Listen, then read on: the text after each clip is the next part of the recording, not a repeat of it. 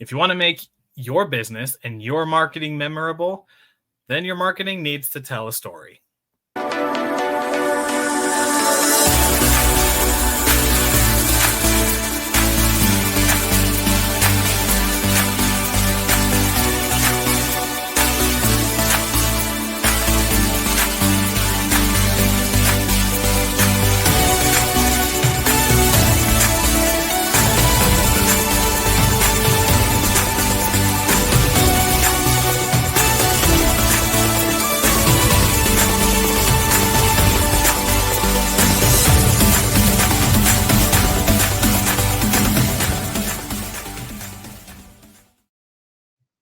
Hey champions, welcome to another episode of Champion Reads, where we talk about the best-selling books and their best principles to help you with your best life.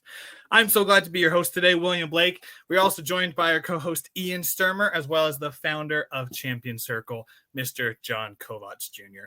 And we are so excited today to continue the book Launch by Jeff Walker as we jump into this fourth episode. And we thought, what do we need to do? What is the topic for today? Because we went over the triggers when it comes to launch. We went over the pre-launch. And like we've hit certain topics in this book that have really added value into our lives and hopefully yours as well. And what we thought was that what we can do is talk about what happens after the launch. How do we continually get that momentum? Continually, if we launch more than just once, continually get that scarcity mindset, the people coming in, the engagement and everything in between. So very excited to talk about it today as we jump into this episode. So without further ado, let's just jump right into it. And I'm actually going to turn it over to the one who posed this idea in the green room as we talked about it. Ian, I'm going to turn it right over to you and let's just have a great discussion. Yeah, thank you. So how do you keep doing a launch? How do you keep doing it over and over again so that it doesn't get boring? It doesn't get routine. It's not just the same thing over and over again. And the first question is going to be the easy one. How often should we do a launch? Okay, Jeff Walker says 3 to 4 times a year. Now that we've covered that, because I'm not sure what else to say on that side. How do you make it fresh? How do you keep it new and unique that 3 to 4 times a year? And I'm going to say, what we see all the time is a furniture store. Every single minor holiday, there is a sale at the furniture store. Every President's Day, every Labor Day, every Memorial Day, every Columbus Day, every President's Day, there's a sale.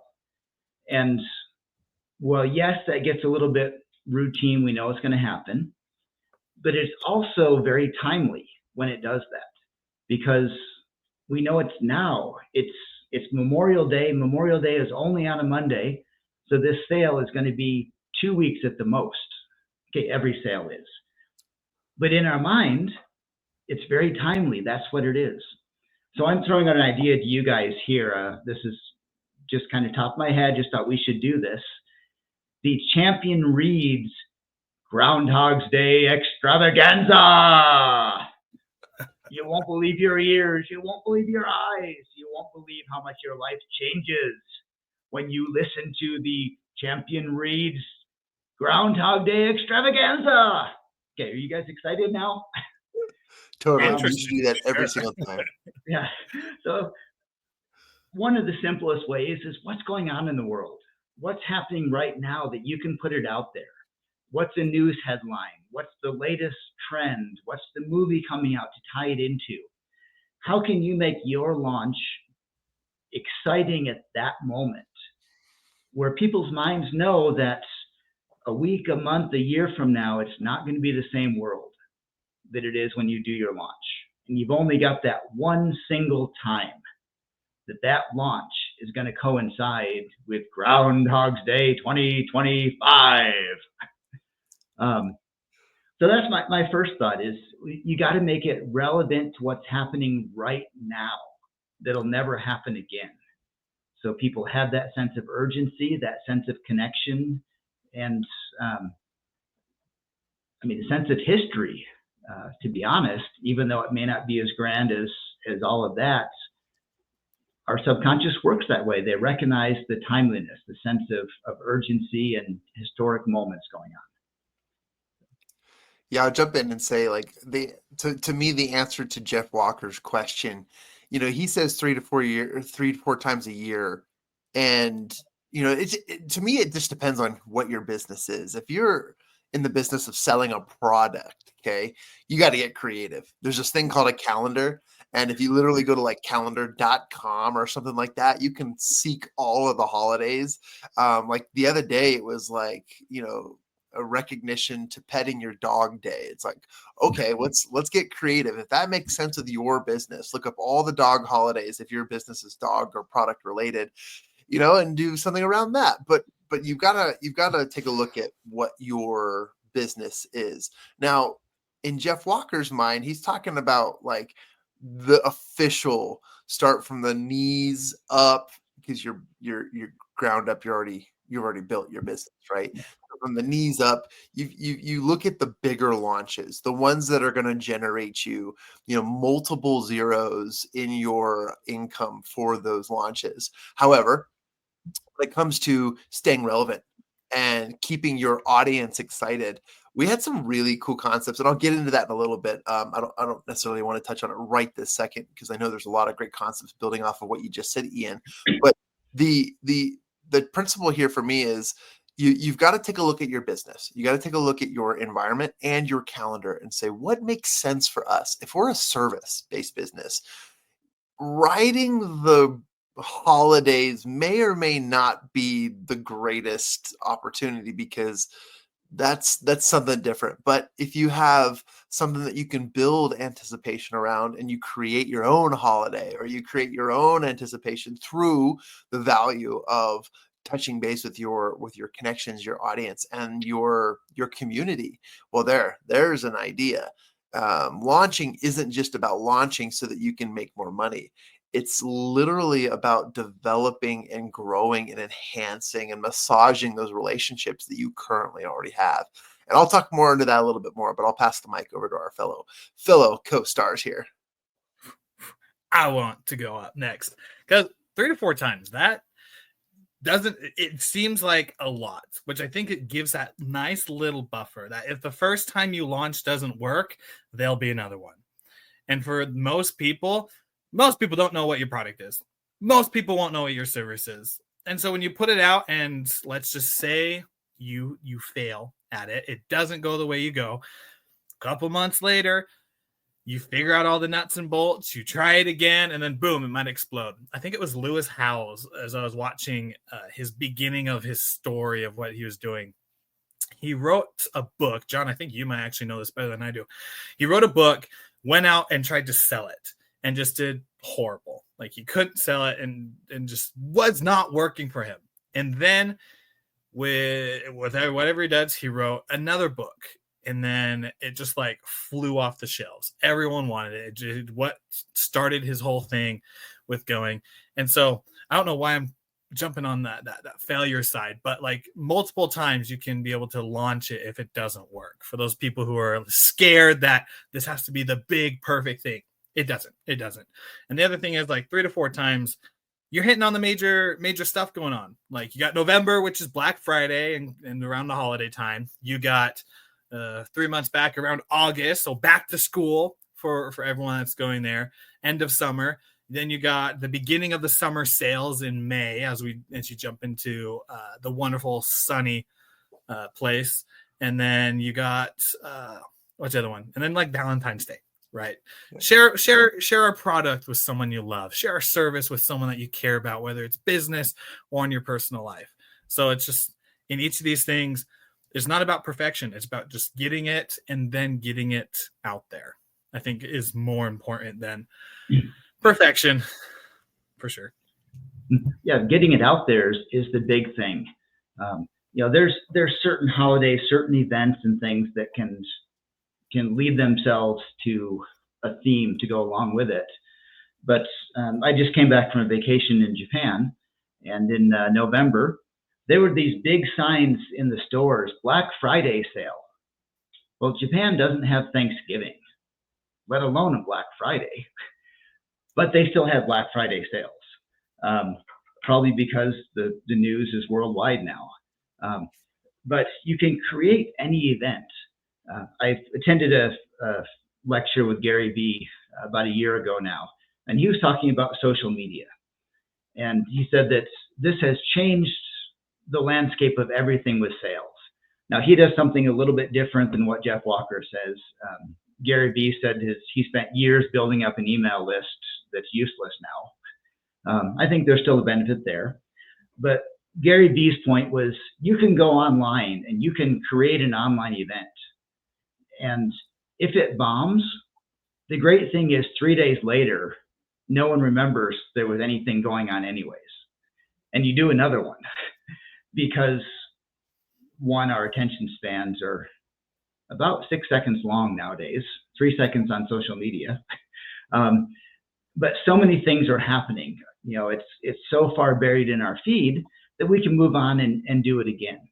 Now, we don't necessarily want to do a huge launch and then if it doesn't work a week later, try and do the whole launch again. There's got to be some timing and figuring out how to do it better.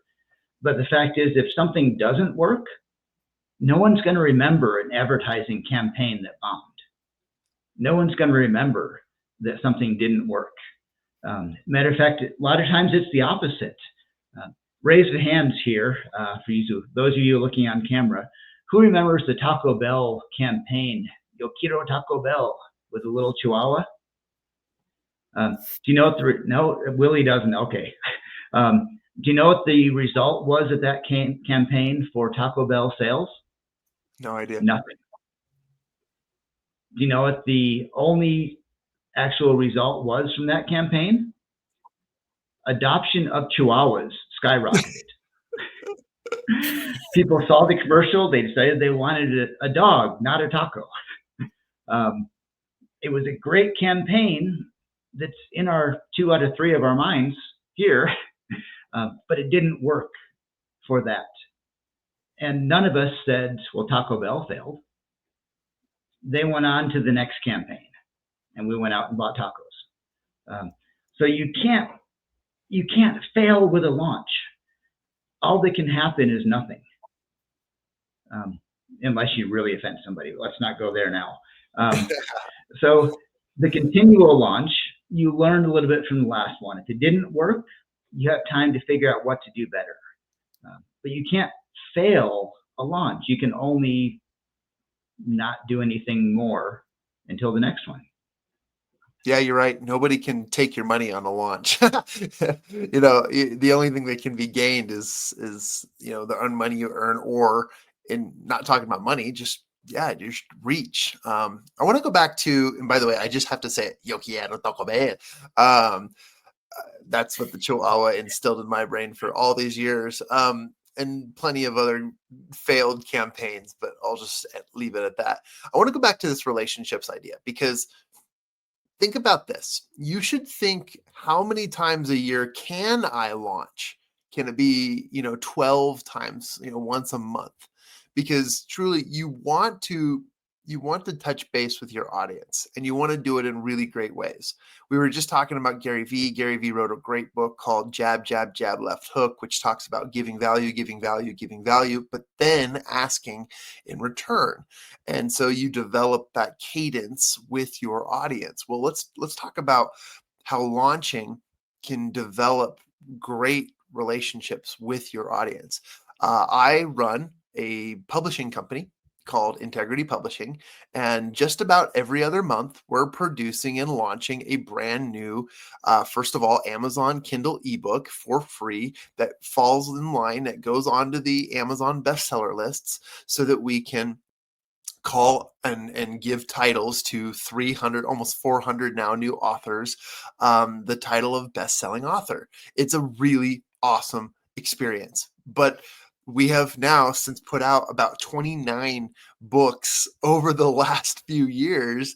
And you would think, wow, do people ever just get bored, just annoyed that you're coming out with a book every single other month and you're asking them to go and download this book? And it came to me in an epiphany the other day. Epiphany. I just wanted to sound intelligent and say that on this line. But I realized that no, the answer is no. We're not annoying our audience. In fact, we're giving ourselves the gift and opportunity to touch base with them, to give them a gift. And what do people love to do for other people? I'm going to give you the answer. It's help. Other people love to help other people. And so when you reach out, every time I have a launch, I send about 500 personal text messages. If you know me and you're listening to this, you've probably received one of my text messages before. I even send them to the authors in every book, even though they're in the book, because I want them to feel touched. I want them to feel included, and I want them to feel validated, seen, and experienced, because that is part of the process. So 29 books later, I can turn to anybody and saying, hey, you know what? If it wasn't for me, you probably wouldn't have any books in your Kindle library. I'm telling you, we've given you 29 free books, and all of them are fantastic. I vouch for every single one of them. But on the personal end, and I'll wrap up with this, is that it's touching base with these people. People want to know that they are valuable to you, not that you're trying to sell them. If your language is sales-based, you got to switch your language. Start thinking about, how do I touch base with my audience, whether I have an email list of 30,000 or 3. Okay. You've got to be able to reach out, touch base, and build a relationship often by sharing value with these people. And so whether your launch is like what I was talking about, a book launch, or you are, building up to create a new webinar or something that you might be doing that's useful for your business, think about it from a relationships-based approach, rather than blasting an email, aka spam. Okay. Rather than blasting out an email and just reaching the biggest cast of a net as you can, think about the individuals. You can cast a net and catch lots of fish if you do it right and if you know how to do it. And that's what you're building up to with these launch sequences. However, if you can't throw a net and catch anything, go back to one lure, go back to one line, and do it the old-fashioned way and cast it over the edge, and do it until you understand how to develop and catch the great the great catches that come with fishing, right? And I hate using the word fishing in the response of building relationships, but just think of it in that regard. Because if you really do reach out to individuals like they're your family, your friends, your distant contacts that you've been so excited to reach out to, that's when you'll start to see launch sequences really take off. And then your numbers, woo, over the moon. With that, you got just second testament to that. You got to make them you got to communicate to them like they're your friend. You can't do it. I'm going to use the words of someone I knew way back when, named John Kovacs Jr., who said, don't have transactional relationships, but perpetual relationships. Ask yourself the question, if I were stuck at 3 a.m. in the middle of the road, who would I call first? And that first person to come to your mind probably isn't someone that email blasted you and to amongst everyone. It'll be someone who had a personal connection, who you built trust with, that you know that at 3 a.m. they're going to pick up their phone and be willing to get out of bed and come to basically save you. It's that relationship side of connecting, about being real, of stopping.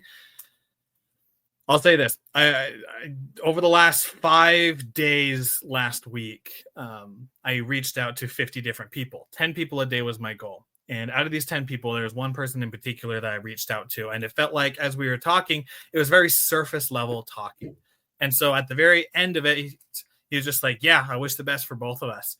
And instead of either leaving it there, or instead of saying, hey, can you give me a referral for my business? I didn't do either. I said, hey, this person, I don't want to say their name, are you doing okay? It might just be me, but something feels off. And that relationship that we built before, as well as that interaction we had, he opened up talking about kids, that they're getting to a certain age and that they're starting to become troublesome. And we just had a great great talk about it. To which at the end, he's just like, Willie, thank you for just being such an amazing individual and sharing your light with people. And I'm like, that's the relationships that we want with the people that we work with. Of course, when we launch a product, it's not going to be that close of a relationship. It's going to be more professional, but that trust, that respect, the thing of I'm talking to you as a human rather than an object carries so much weight, and you're going to get 100, 1,000 times more of the results than if you just treat them in that transactional way. Yeah. Well, I'm going to disagree with a little bit with one thing you said there, Willie. Sometimes it is that personal for your launch. Depending on your business, it might be a really personal one. And at the risk of going off a little bit from where Jeff Walker has on this, your launch might be getting 10 clients if your business is, like a lot of what William does is coaching. You're not going to try and get 1,000 new coaching clients this week. So your launch might be to get 5 or 10, in which case you're sending out a smaller number of personal ones, which ties into John's fishing comment. Fishing actually can be a great analogy for that, because there's different ways of fishing. You can throw a net over the side of the boat and scoop up everything within a 10 square meter. I have no idea how big nets are, sorry. Whatever size they are, you can scoop up everything in there and hope you get all that. Or you can be on a river with a fly, which is tied specifically, color, size, scent, everything, to catch a specific kind of fish. And it's very, very niche, very focused with that fishing. And depending on your business, if you're Wendy's, you're going to throw out a huge net and hope you get a whole bunch of people. If you're a dyslexic achievement coach, you're going to tailor it very specifically to that one type of client that you're looking for in that.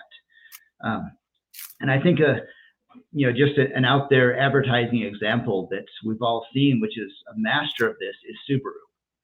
If you ever look at Subaru car commercials, they're always the same. You pass your Subaru on to your daughter who had a puppy and now it's an old dog, and you pass the car on and it goes to the next generation, and it's got mud on the side of it, because Subaru has done so much research to know who their core demographic is. And they make commercials for their core customer that already loves Subaru, already knows Subaru, and feels like they are in that commercial. That's them out there. And there's a word for that, mass customization, which the more we get into AI, which will probably be a book before too awful long, I'm sure, is the way to do it. How can you send a mass campaign that's customized to your specific group? And depending on the business you're in, that's what a lot of us are looking for. Know your audience. Know who you're trying to reach. John's trying to reach people who are too cheap to buy a book and they want a free one. So my Kindle is full of every one of these free books. No, he wants to show value. He says, I want to reach people who want to learn, want to grow, want value, and we're going to give them that. And that grows his list so that his businesses have that to use and help out his authors. So go fishing, but know whether you need a net or you need a fly, and build that up. That's your pre-launch that you need to find out. And once you really know your audience, I think you can relaunch as opposed to pre-launch. You can relaunch over and over again. Depending on your audience, you might have to really shake it up to make it look different, or you might already have a core audience that's going to jump right on that. So I'm coming back to a different point, I guess, but do your research. Just because you send an email blast doesn't mean you're going to get a whole bunch of money pouring in from it. Yeah, I'll jump in there. I'll jump in there and say this, and I'll be bold enough, if you guys will allow me to. I want to be bold enough to say, as long as you think of your audience as a list, you're not going to succeed. As long as you think of them as just a bunch of names on a list and a bunch of numbers, you will not succeed. But the second you change your paradigm and say, you know what, this is my community, and you treat them that way, uh you do not treat your community just like with spam. You don't run around and ding dong ditch other people's houses in your community. No, you treat them with awesomeness. You give them gifts, you leave baskets, you send them coupons and opportunities and all kinds of great updates and things about you. But something that Willie said that kind of actually touched me and changed my mindset on this, like, if you're a coach, consultant, maybe even a therapist, maybe it is the approach you want to take, where you literally reach out with that personal thought in mind. Like, how are you today? Like, really, are you doing okay? You might want to focus on the intentional, maybe the emotional side of connecting with someone, because your business is all about trust. I mean, all of our businesses are about trust, but especially when you're in a position to be with people one-on-one, you want to develop the most trust where they think of you all the time. For example, I'm an accountability coach, and I keep begging my clients to reach out to me every single week because I want to help them. And when they think, oh, you know what, I don't want to bother John, that's when I know I'm failing, because I want them to bother me. I want them to find solutions to their goals. I want them to achieve their 90-day goals in such a short amount of time, because I've done it and I've seen how it's changed and transformed my life. And so for me, it's even more important to reach out and develop them. So I'm bold enough to say, look, if you're thinking of your list as a list or numbers or just a bunch of people you can blast it to, you got to change your mindset. You've got to change your language. You got to change everything around that, because what you're really doing is you're trying to connect with your community. And these are humans, these are souls, these are people that want to buy from you, that want to help you, that want to connect, and they want to feel like you matter and that they matter to you. And that's really what it comes down to. I mean, I'm gonna oversimplify this. Maybe I'm being too bold now, but truly think of these people as people, because we're in the business of people. And the more you do that, the more you will attract and create your community. I'm going to give myself the red sign now. I know we're running out of time. Red, blue, green, yellow. Did somebody say green? Oh, there you go. There you go. All the colors. Got a Rubik's Cube sitting next to me. It's so crucial. And as we share our final thoughts, I want to bring up kind of the ultimate question of, do you want this to work? A lot of times we need to ask ourselves this, because it's, what is our end goal with what we are trying to launch? Are we trying to launch something to make money quick and then we'll just leave by the wayside after? Or are we launching something to leave a legacy? Launching something that will outlast us, or at least something that will create impact for everyone else in their lives. I know, at least for me, that's kind of impact that I want. That's why when asking the question, like, what's the reason behind the launch, you get very clear on the decisions that you make from then, because the value that you bring to other people in the moment will change, because you're not thinking of, I need to get their money right now, I need to get their credit card right now. It's, when does it need to happen? And when is it the best for, as the launch happens, to be able to create the most impact? So my final thoughts on all of this is, all of this is so important. I love this book. Jeff Walker did such an amazing job when talking about the launch, from the pre-launch to the pre-launch to the launch to the post-launch. Just such a wonderful example of a step-by-step analysis of what you do through the entire thing. And the message that I got from the entire book is, it's about the people that you're giving it to. And if you make it about the people that you give it to, ignore your ego, ignore the information that you knew beforehand, focus on the things that have worked.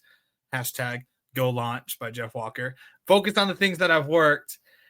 And when you do, it'll work. Make it for your audience. Make it so that it's going to be able to last.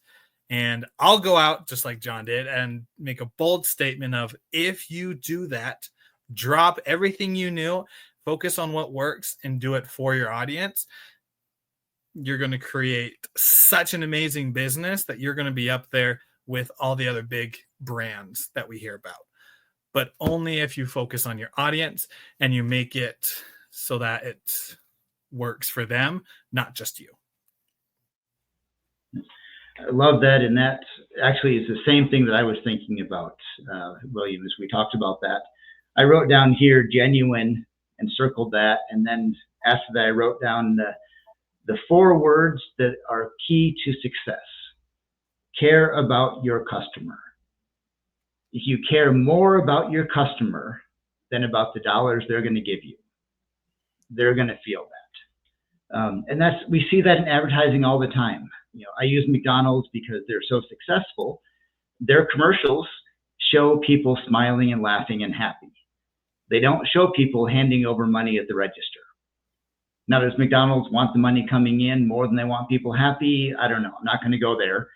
But they portray showing people happy and that they are going to help you be more happy, help your family be closer. There's a great example of a guy who started a game company, sold a board game in the book launch.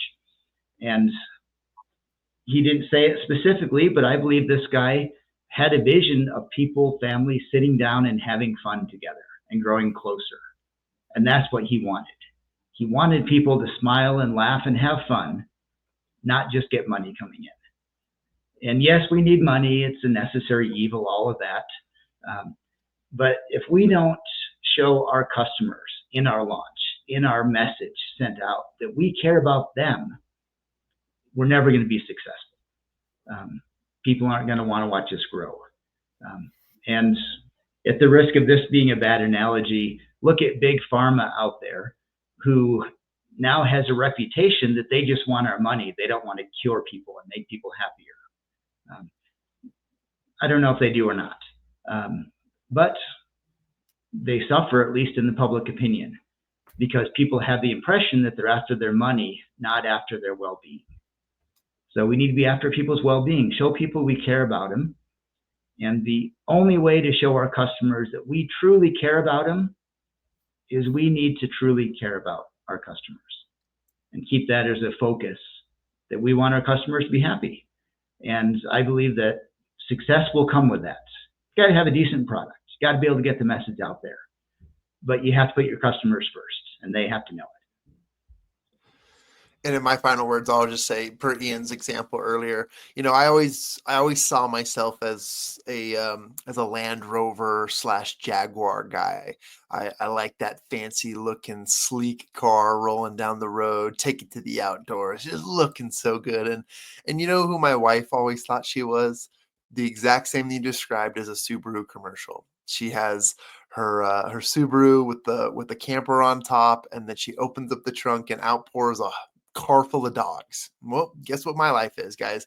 I've got a Subaru with a car full of dogs, and of course that's our life now. But I've got to share that is how we felt, and there's nothing better than connecting with a product, a service, or anything, or an opportunity that one you love, that actually makes sense with you, your life, and your vision, and what you're feeling. And like you all said, and I love how we shared it, it's all about our customers and making them feel valued and important.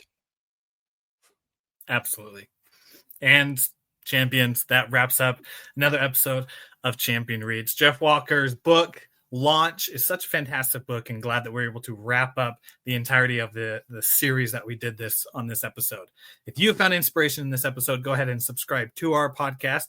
You can find us on all the major podcasting platforms: Spotify, Apple Podcasts, Overcast, and the rest of them. You can also find us at mychampionscircle.com, our website, where you'll find the link to our podcast, links to our socials, as well as everything else going in the Champion Circle universe. Till next time, champions, continue to be awesome. Continue to make the steps you need in your life.